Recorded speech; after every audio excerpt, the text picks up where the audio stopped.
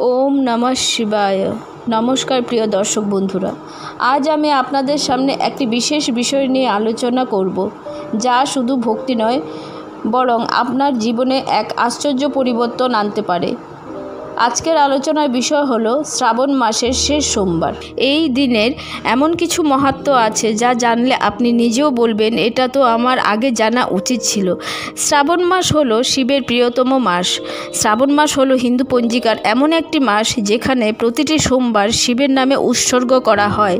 ভগবান শিব এই মাসে তার ভক্তদের সবচেয়ে কাছাকাছি থাকেন। তার কৃপা যেন সাগরের মতো, যার ঢেউ এই মাসে সর্বোচ্চে পৌঁছায়। এবার প্রশ্ন আসে, এত সোমবার থাকতে শ্রাবণের শেষ সোমবারটাই এত গুরুত্বপূর্ণ কেন?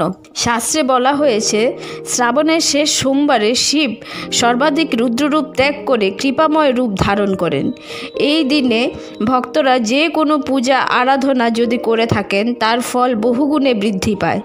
শ্রাবণের 4টি সোমবার মনে শিবের চরণে যাওয়ার 4টি সিঁড়ি। সেদিন ব্রহ্ম মুহূর্তে অর্থাৎ প্রভাতে সূর্যোদয়ের আগেই স্নান ও পুজো সম্পন্ন করা সর্বোত্তম বলে মনে করা হয়।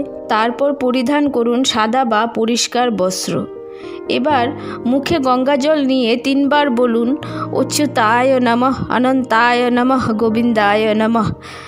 এরপর সংকল্প নিন, আজকের এই সোমবার আমি উপবাস রাখছি এবং ভগবান শিবের পূজা করছি আমার আত্মশুদ্ধির ও মঙ্গল কামনায়। এবার শিবের অভিষেক শুরু করুন। শিবলিঙ্গে গঙ্গাজল ঢালুন। এরপর দুধ, দই, মধু, চিনি ও ঘি দিয়ে পঞ্চামৃত অভিষেক করুন। প্রত্যেকটি উপাদান দিয়ে অভিষেক করার সময় জপ করুন ওম নমঃ শিবায়। তবে মনে রাখবেন, বেলপাতা সর্বোচ্চ গুরুত্বপূর্ণ এই পুজোয়। তবে বেলপাতা ছেঁড়া বা মাটি থেকে তোলা বেলপাতা অর্পণ করবেন না। মনে রাখতে হবে, একটা বেলপাতা দিয়েও আপনি শিবকে খুশি করতে পারেন, যদি তা দেওয়া হয় মন থেকে। পুজোর পর মন্ত্র ও স্তোত্র পাঠ করতে হয়। আপনি মহামৃত্যুঞ্জয় মন্ত্র অথবা রুদ্রাষ্টকম বা শিব চালিসা বা চাইলে শিব তাণ্ডব স্তোত্রও পাঠ করতে পারেন। দিনভর ফলাহার করে উপবাস রাখা শুভ, তবে শারীরিকভাবে সক্ষম হলে ধূপ দ্বীপ জ্বালিয়ে দিনভর ভগবানের নাম জপ করতে থাকুন। যতবার সম্ভব ওম নমঃ শিবায় মন্ত্র জপ করুন। পুজোর সময় শান্তভাবে বসে ধ্যান করুন। শিবের মূর্তি বা শিবলিঙ্গ কল্পনা করুন। মনে মনে বলুন, হে নীলকণ্ঠ, আমার সমস্ত কষ্ট, রাগ, ভয় আপনি নিন।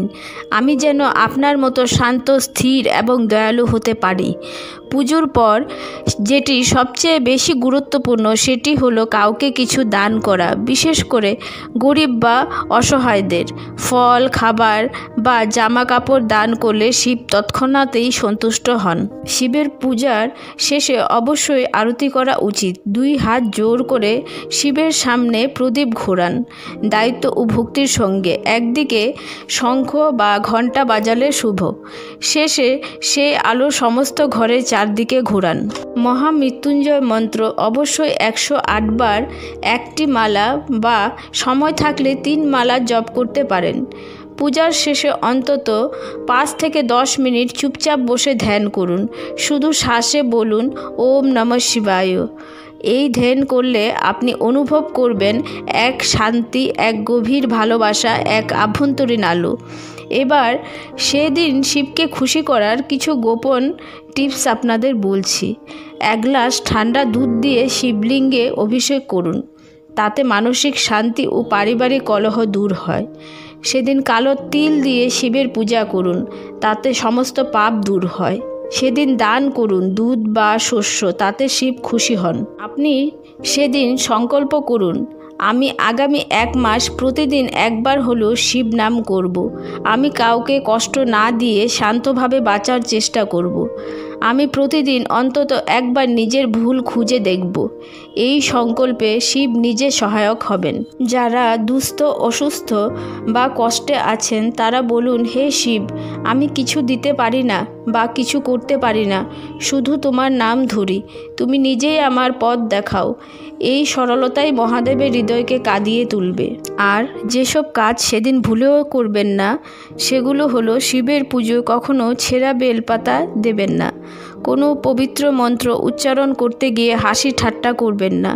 পুজোর জায়গা নোংরা বা এলোমেলো রাখবেন না। অভিষেকের পরে শিবলিঙ্গ মুছবেন না, তাকে ভিজেই থাকতে দিন। দর্শক বন্ধুরা, আজ শ্রাবণের শেষ সোমবারের মহিমা নিয়ে আমরা অনেক কথা বললাম। মনে রাখবেন, মহাদেব কখনোই ভক্তদের খালি হাতে ফেরান না, যদি সেই ভক্তের মন পবিত্র হয়। এই শেষ সোমবার থেকে আপনার জীবনের নতুন সূচনা হোক। মহাদেবের কৃপায় আপনার জীবনে শান্তি ও সমৃদ্ধি আর সুখ নেমে আসুক। হর হর মহাদেব।